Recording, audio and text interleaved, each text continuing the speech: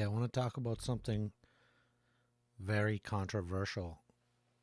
I know I'm gonna get lots of passionate comments on this one. I'm gonna talk about bass tone. It's like it's one of those things that's so important, and so where do I start? This is the thing. It's such a broad topic, and it's so subjective. This is the thing. Um, you know what sounds great for one person is sounds horrible for another person. So let me talk about. I want to talk about this bass a little bit, and and why I love it so much. And it really has everything to do with like the tone that comes out of this thing. Okay, got this thing. I got this thing from like an old East Indian guy. It was his brother's. He hadn't played it in like 40 years or something. It's like an old Japanese. I don't know what you would even call this thing. But it's got what looks like a. It looks like a single coil pickup. It's scratchy. It's dirty. I've never cleaned it. I've never changed the strings. I just loved the way this thing sounded the first time I picked it up. And I'm afraid to change the strings. It sounds that good to me. Okay? You guys might hate it. It's got flats on it. I'm pretty sure this is a short scale. The action on it, if you can see, I'll try to get that. You could probably drive a truck under there. I actually like did a little setup on it today because I never actually even intonated this thing. I tried to jam with some buddies one time and I couldn't get in tune. So I literally didn't touch it. I haven't wiped the dirt off of it. It's pretty light. I don't know what the body's made out of. I don't know what that is. It's pretty light though. I don't know what it is. Yeah, so it's made in Japan. It looks like a mahogany neck. The tuners are brutal on it. The tuners are like, they still work. They still stay in tune. That buzzing that you're hearing is the scratchy input.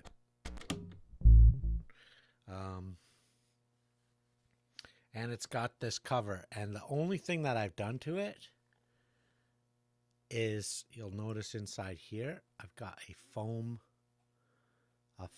mute. Okay, it's like foam rubber. It's like the kind of stuff that you it's like a weather stripping for your door. It's foam rubber, so it doesn't. It's meant to last a long time, and it feels like, to the touch, like you were touching this soft part of your palm, you know. So it kind of does like a bit of a palm mute for me. So yeah, what does it sound like?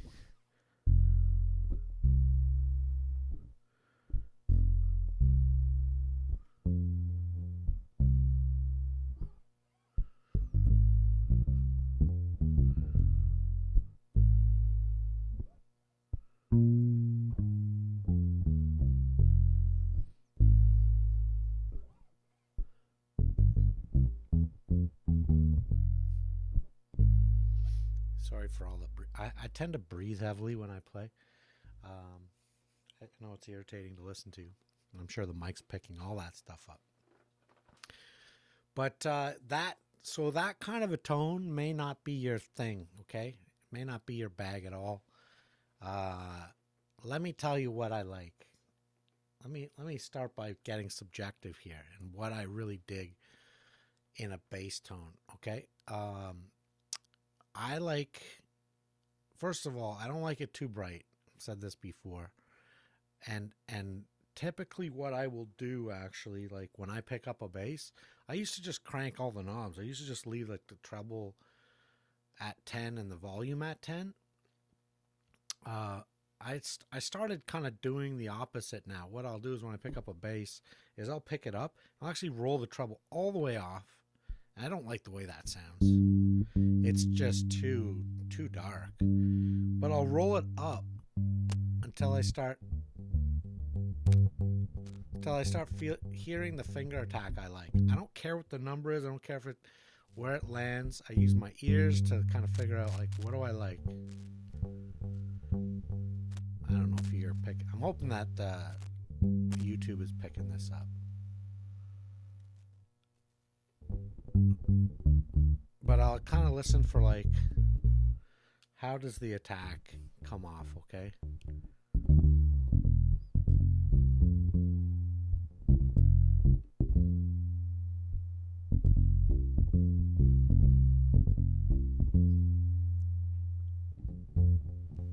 And I'll just find that spot where I feel like it's mellow, but it's got a little bit of bite. Just a little bit. Nothing too abrasive. Okay? So that's one thing I'll do. The other thing I'll do, depending on how lively the instrument is, I'm usually going to change up the way, like, I play. Like, I may, like, depending on how bright that is, I may, like, play more towards the neck. And I may play with more of the pads of my fingers. Like, I might get more flesh on that. I may get less, depending on what kind of tones I'm going for.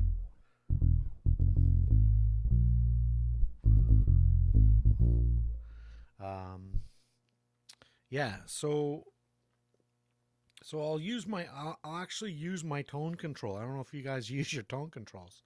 Maybe it just took me a long time to figure out how to use them.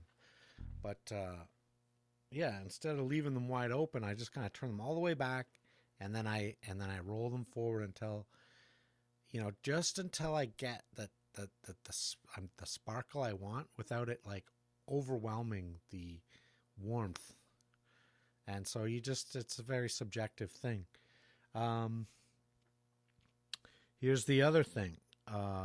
So we could, there's all kinds of debates about which woods sound better and all that kind of stuff. And, I'm not really going to get into that. I think you just have to pick up an instrument and hear what it does.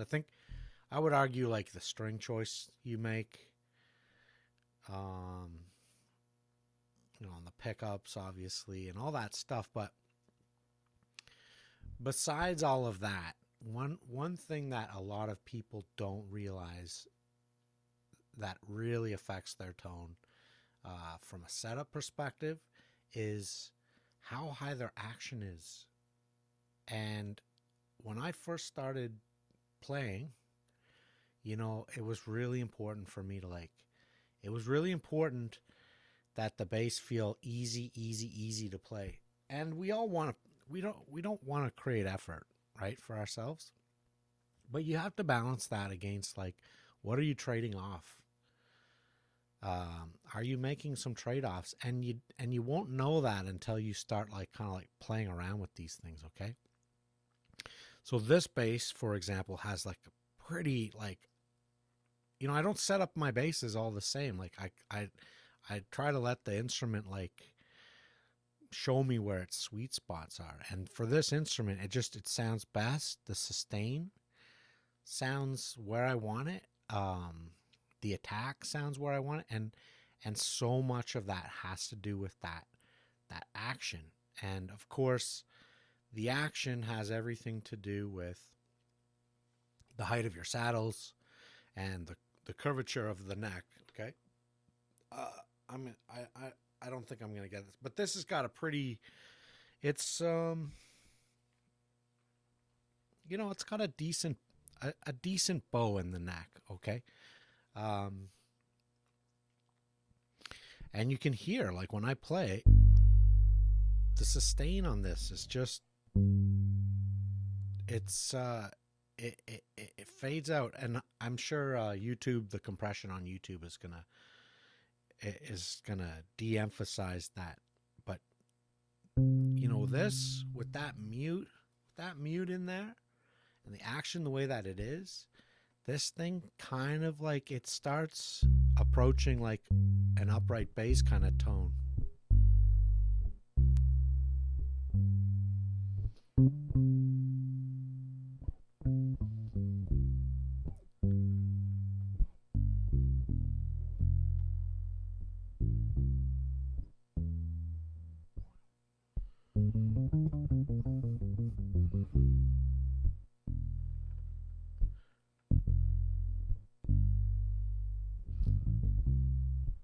And yeah, it makes you it's like it's verging on this like Jamerson tone. If you ever listen to those old recordings, those old Motown recordings with James Jamerson, listen to the tones this guy gets. And more importantly, listen to how the sustain goes on his playing. It's unbelievable. It's so short.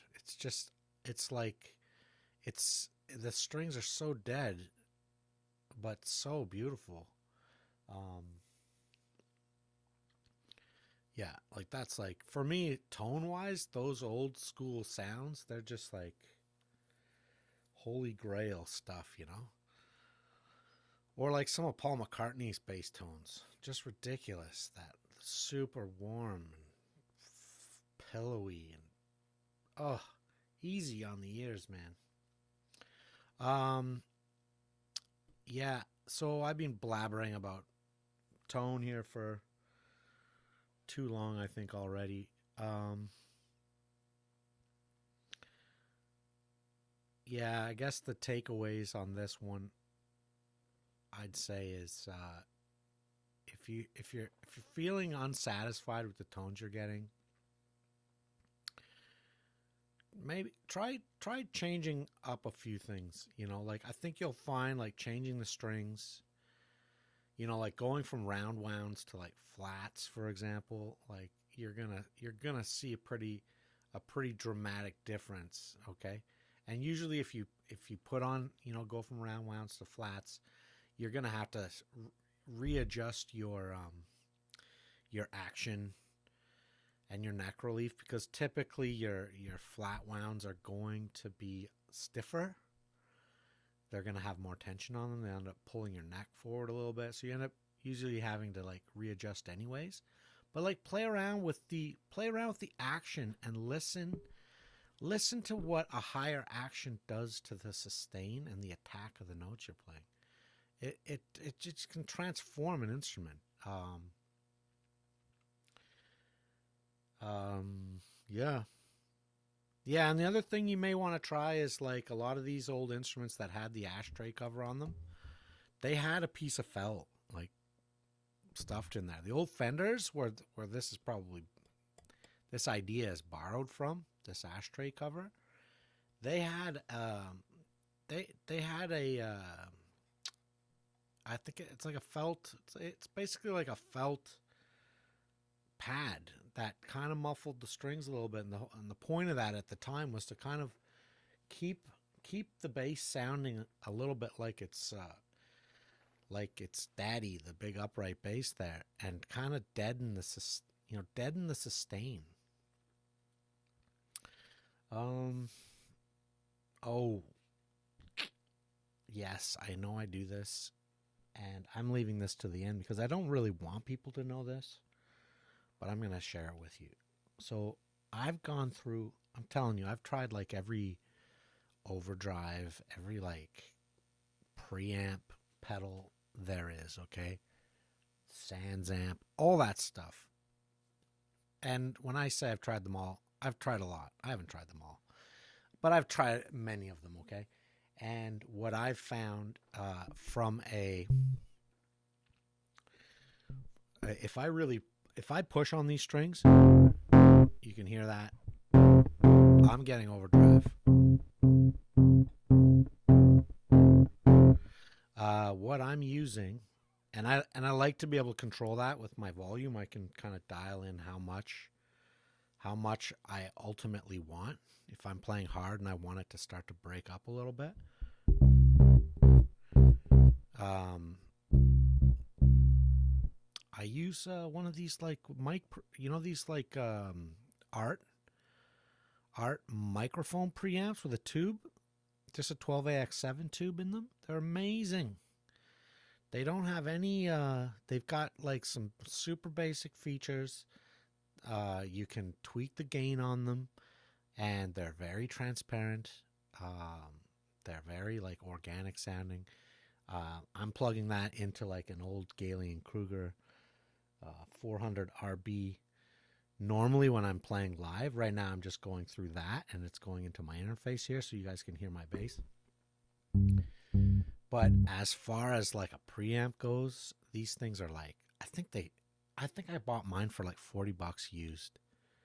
And if you find the right kind of like find a good quality preamp tube in there, you can get some super righteous tones. And I can't believe I'm sharing this with you guys because it's like a secret weapon of mine. So if you made it to 16 minutes, congrats. Sell all those like ridiculous, gimmicky bass preamp pedals. Get yourself one of those it's art. Applied something or rather art. It's like that's cheap stuff, but it sounds amazing. Anyways, yeah, I'm expecting some brutal comments. I know people are going to be hating on this, probably hating on this bass, hating on the tone.